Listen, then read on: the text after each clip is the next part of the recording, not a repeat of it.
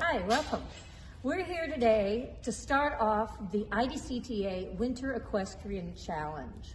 This is going to be a program over 3 months hosted by myself, Denise Hanna at Hillv5 Farm, and Elizabeth Harrington. This is focusing predominantly on eventers, but it is great for anybody getting ready for the upcoming show season.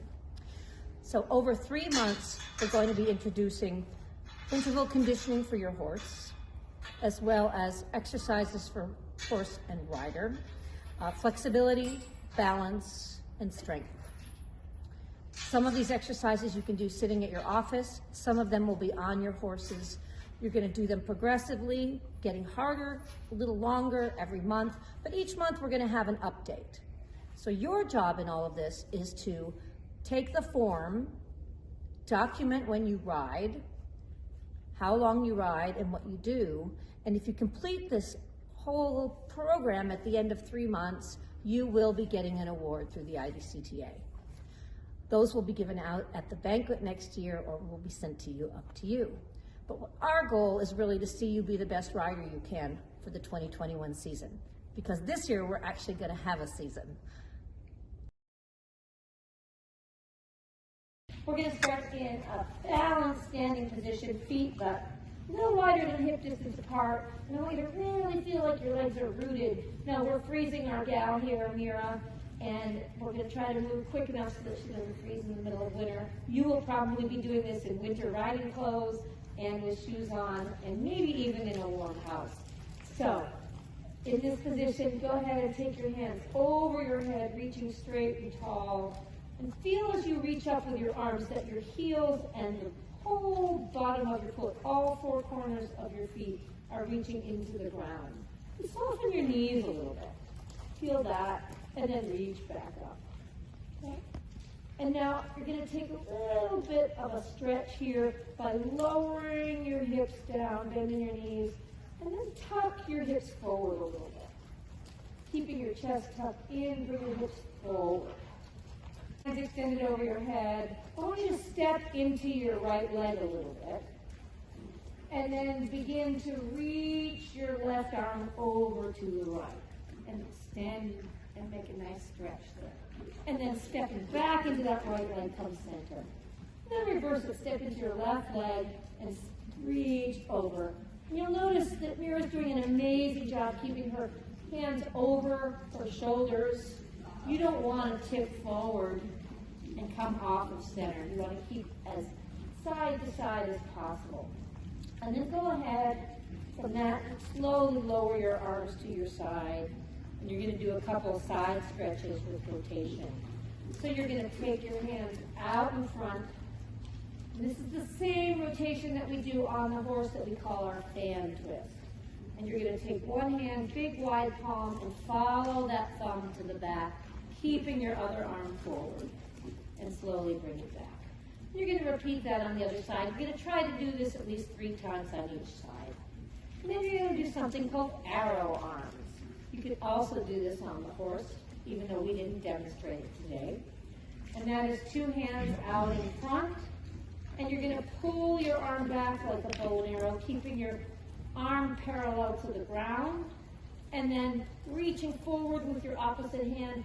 Open that arm to the back, stretching and following that thumb on the back hand.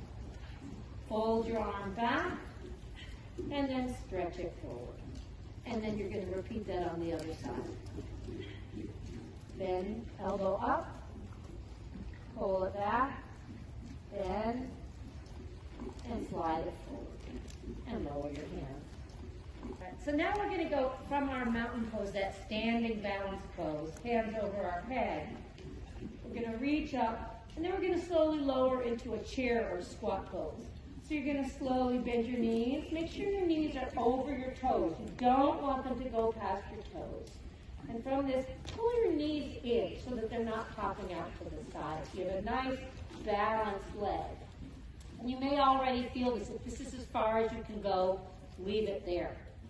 From here then, if you feel all right, you're going to lower those hips a little more and stretch those hands up. Once you're there, try to lift your toes. You can get that weight in your heels. This should remind you a little bit of your rider position.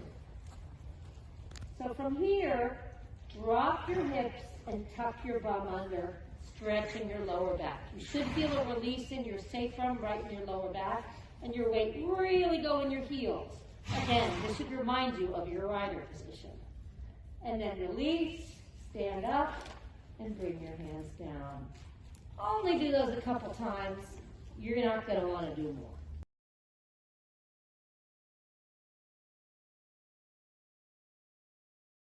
We have 3 different riders here. You're going to get sort of a sense of different body types, ages, experience, but these exercises are good for everybody at any level. So we're going to start sitting in our saddle with a balanced seat, meaning sitting up tall and straight, feeling our seat bones in the saddle. Hands are actively in front of our body. We don't want them resting on the horse's neck because then you're not going to have as straight a spine. And go ahead and take your feet out of the stirrups. Okay. From here, you're going to reach one toe down, as if your big toe is the point of a pencil and you're going to write on the ground. You want to feel that stretch going down, and as you do this, elongate the leg and try to take some of the bend out of your knee. The stretch is not about the foot. The stretch is about the upper thigh. So let that upper thigh release, take a deep breath, stretch it out, and then let it drop back. So you're actually opening your hip. And you're going to know this is the right stretch because you're going to feel a stretch through the whole leg, not just in the ankle and foot. You're going to hold that for 5 to 8 counts. Repeat that on the other side. So stretch down on the other foot.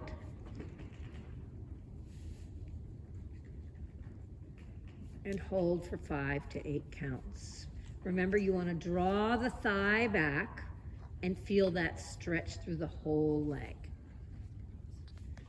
So here we have Sarah's leg. She's pointing down with her toe. And we're going to think of this leg rotating slightly in and drawing back a little bit. And then she's going to get a little more stretch through the leg. Do you feel a difference there, Sarah? Okay, so we want to feel it right through here. It's not just about the foot here. While you're doing these exercises, it's really important to think about your calves being next to the side of the horse.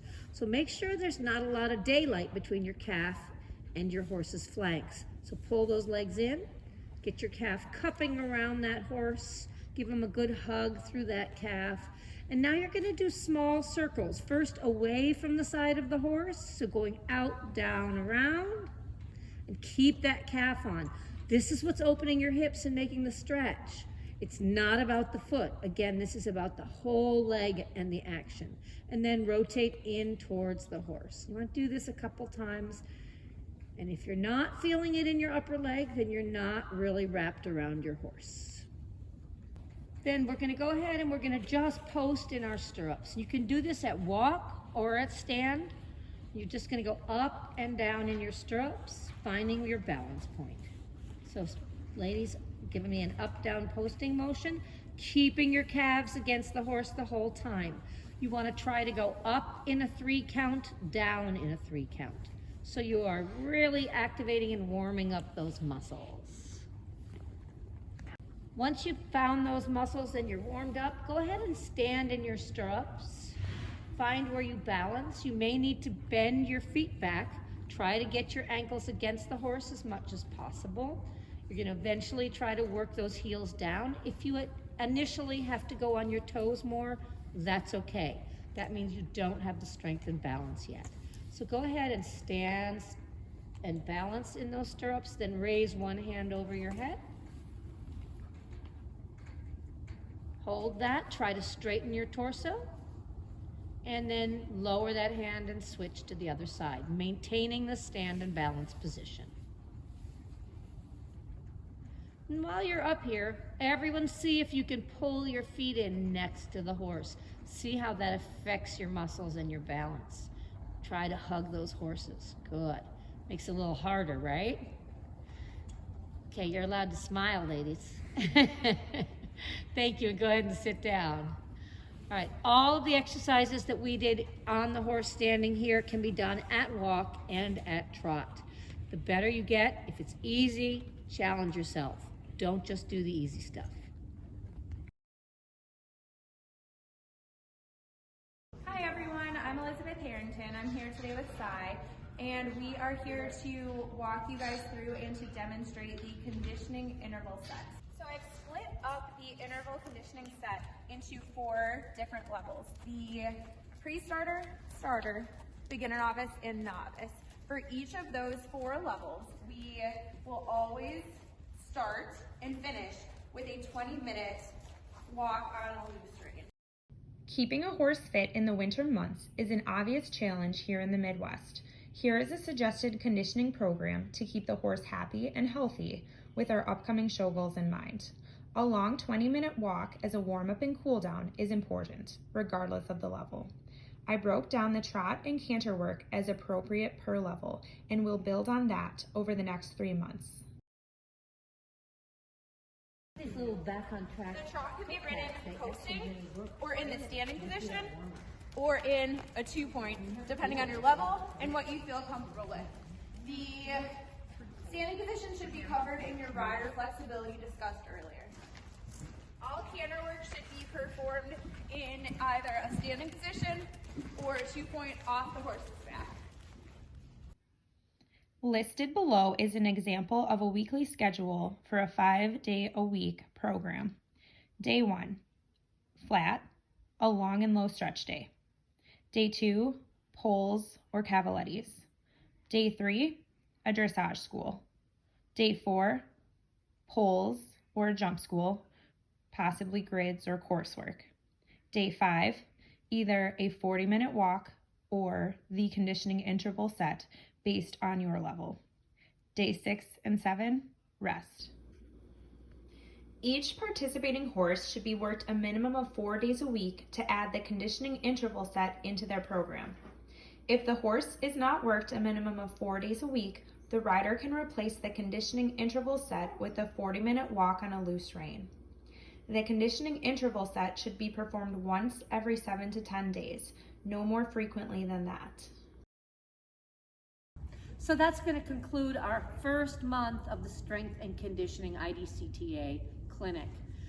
I want you to think of this as the beginning. If things are easy, that's great. They're going to get harder in the next 2 sessions. So keep an eye out for all of that and make sure that you write down all of the work that you've done. So let me remind you that Elizabeth Harrington and myself, Denise Hanna at Hillv5 Farm, we're both available to come in together or individually to address the needs you have at your barn in horse conditioning or in rider conditioning and position. We also offer event camps, and we will be having them here at Hillv5 Farm this spring. So keep your eyes open.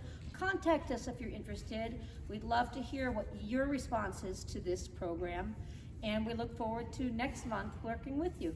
Thanks.